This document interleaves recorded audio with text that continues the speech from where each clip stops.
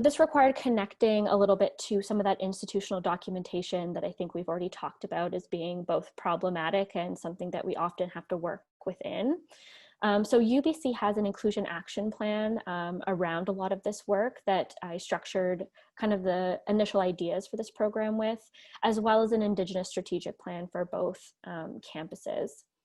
And I'd had a lot of really positive experiences working with our equity and inclusion office, who have some work-learned students who do a lot of the similar type of work for the campus and for that office.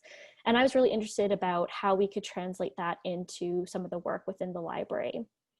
But again, I just want to kind of center that really my goal was just to pay students to do work that they are passionate about at the undergraduate level.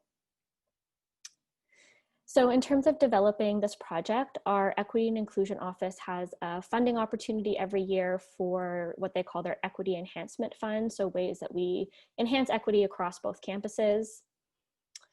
And so I wrote a project proposal that has a lot of those things in it that we talk about and critique, rightly so, about building capacity. And so this is an excerpt right from that. You don't need to read it all. I've kind of bolded some of the key components, which is around having a student internship that will support, develop, and lead projects within the library related to EDI, and that it's really for the students to propose and develop their own projects about things that they're passionate about, and some of their professional goals, and really to develop this as a possibility for feasibility ongoing, as not just a pilot project. So I didn't do this obviously in isolation. Over the last academic year, I'd been working with a student who was part of the ARL Fellowship for Digital and Inclusive Excellence. And that's an internship program that is aimed at kind of increasing diversity within libraries and archives. And he had an extreme amount of passion for social justice work, which really inspired me, and he really brought that to his internship.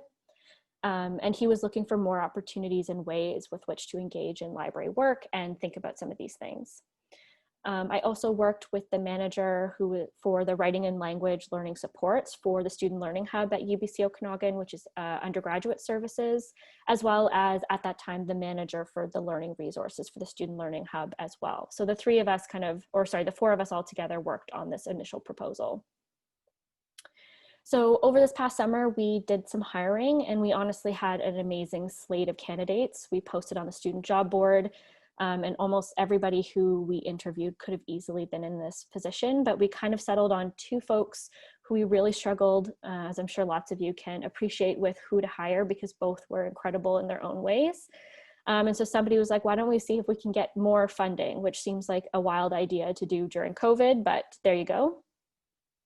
So we asked for more money, and fortunately at UBCO, we have a chief librarian who is committed to this work, and she agreed to fund the additional student for the academic year. So we were really fortunate to be able to hire both.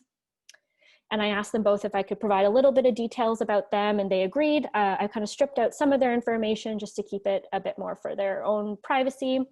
But one of our students, his name is Taya, who's a fifth-year Bachelor of Arts student in Indigenous Studies and Cultural Studies. And she was really excited about looking at the Inclusion Action Plan and the Indigenous Strategic Plan. Taya is an Indigenous student who does a lot of work with our Aboriginal programs and services, the Indigenous Student Council, and so was really looking at things related to queer indigeneity and Indigenous women's work and how to foster those relationships with the library. And then at Maza is our other student, and she's a second-year arts student in political science, philosophy, and economics. And she's just really passionate about looking at EDI and the accessibility of literature overall. And both of these two amazing students are very well integrated into campus groups and student groups. So in terms of that relationship building, it was an incredible opportunity for us to look at how to make those connections. So in the past 3 months, they both started in September. The students have done an incredible amount of work, and I've listed a few of them here. So most of them have related to social media campaigns. So we did a queer recommendations social media campaign during our queer orientation in September, and they both put together some resources for that. There was a culture and world food social media post that they worked on, Muslim literature partnership with the Muslim Student Association. Taya and I are working on an Okanagan research guide to parallel what's available in Vancouver with the Musqueam research guide. Both of these students are part of our library's EDI committee, and both of them are part of the Indigenous Strategic Plan Implementation Working Group for the library. We've also done some collaborations for Trans Day of Remembrance, which is just a week or two ago, with our Pride Resource Center. They've done some collection reviews, and there's also a big event happening in January. We don't have it finalized yet, so I don't want to say too much, where we have asked a couple of authors to come and speak related to Two-Spirit and queer Indigenous literature. And I should just point out that the students were only required to do either 2 small projects a term or 1 big project for the whole year. And this is what they've accomplished in 3 months. So, and this is all directed by them and kind of led by them. So I think in spirit of kind of the panel from this morning, I want to be frank about this program and that it is definitely not without critique. And so I have a lot of internal conflicts about, as I think we saw this morning, about, you know, how do we do work and how do we center student voices and, you know, EDI components into the work that we do in libraries. And the students are wonderful, and it has genuinely been a complete joy to work with them and to kind of experience their enthusiasm for this work. But really, we should all be doing this work in the library, and it should not be pegged just on students. So while I'm thrilled that we can pay them and pay them a decent amount, it's still something that I think we're working on in terms of how do we incorporate this into everyone's work. And the documents that this program is based on are based on those problematic institutional structures. So the kind of neoliberal, colonial, imperialistic structure that we all kind of work and live within. And so how do we use this as a framing in order to make sure that our work is not just surface level or performative, or is there the potential that this is adding to the problem? So these are all things that I kind of grapple with and struggle with while I love doing the work with these students. So for some next steps, we have asked for ongoing funding to support these positions and have gotten some tentative positive responses.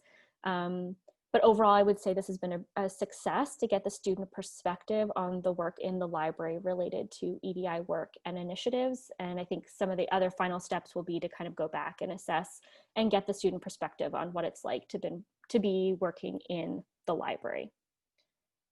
And that's all. So thank you so much for listening.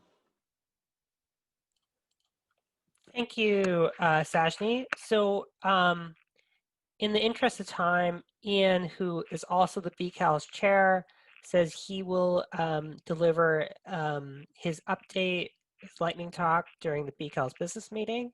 So we'll move directly to the questions, to the 4 lightning talk speakers. So Melissa and Reba has submitted the questions that the audience have talked about. So I'll start with the first one, and it's for Emily. Was there any memorable feedback from students about interacting with critical kits? Sure, thank you for the question. I wish I did gather, we had them kind of working and documenting their conversations that they were having, and some of them were kind enough to let me actually hold on to them if they didn't want to keep them themselves at the end. But unfortunately, those are my office on campus, so I don't have them in front of me, but I can just share anecdotally what I remember. A lot of what I remember is surprise at the contents of the books, particularly in revisiting classics.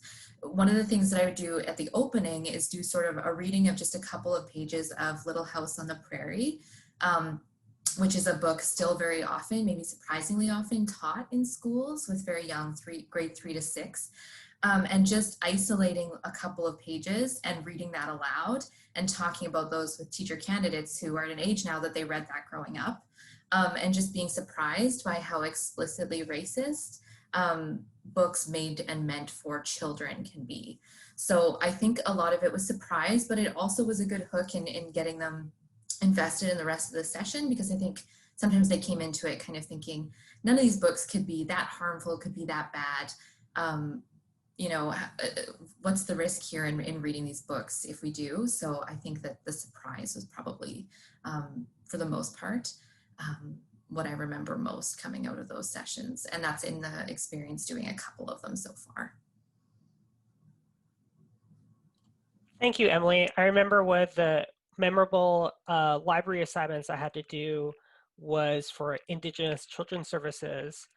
I'm not sure if you were in there, but we had a chance to look at Indigenous children's books about Indigenous people and how problematic it was. So it's great that there are stuff by the library about this. Okay, so on to Lindsay. Even though you found the conversation didn't always follow the prepared question prompts, would you choose to use them again in the future? Yeah, thank you for that question. I would highly recommend having questions on hand because I think it can be challenging when you have an event that brings together students from across campus. You don't automatically have any social cohesion there. And we were lucky, this group of students were quite chatty and quite welcoming, but we did want to make sure that we had questions on hand in case it was difficult to kind of get the ball rolling with conversation. And there were a few times where, you know, we left ample time for silence, etc., and reflection, but there was a lag in the conversation and we could use those questions as a touchstone. So I think even in terms of the planners, it allowed us to kind of think thoughtfully before we went into that conversation about what some themes were that we wanted to touch upon. And we were lucky with this graphic novel that it corresponded to the protagonist's life before residential school, during residential school, and after. So it lent itself to particular themes, for example, such as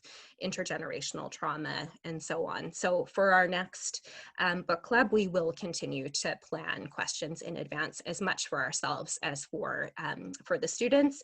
And I think that we do have to acknowledge that students learn in different ways. So we wanted to be respectful of neurodivergence. And the participants did say that having the questions in advance did help them to sort of ruminate before heading into the real-time session. So I would highly recommend that approach. Thanks. Thank you. Okay, so for Davina, I'm wondering if she has any plans to use decolonizing instruction techniques for courses without an Indigenous focus, or if she thinks she'll do anything differently in that case. So thanks for that question. My second attempt is going to be in with doctoral students in courses where there is not so much of an Indigenous focus, and so we're in the process of figuring out how what we might do, how we might do things differently, because they're doctoral students. They have you know, they've sat with their research for a long time, and they have established like their own ways of thinking about that. And so there's definitely like a balance of encouraging them to explore other perspectives in a way that doesn't diminish what they're already doing or the ways of thinking that they have about their own topics. So, and as being and I'm not really the expert with this, so it's a lot of collaboration and a lot of me learning from their instructors as to how we might do that and how we can figure some of that out together. So I'll say that. Thanks. Awesome. So now for Emily again, do you have information about the kits online and what is included in each kit? We have a children's collection, and it'd be interesting to know what to include in each kit. Sure. I probably should have added that and included that in the next steps. We don't currently have the project documented on our website, but that is certainly something we're planning to do once we get the kits officially cataloged.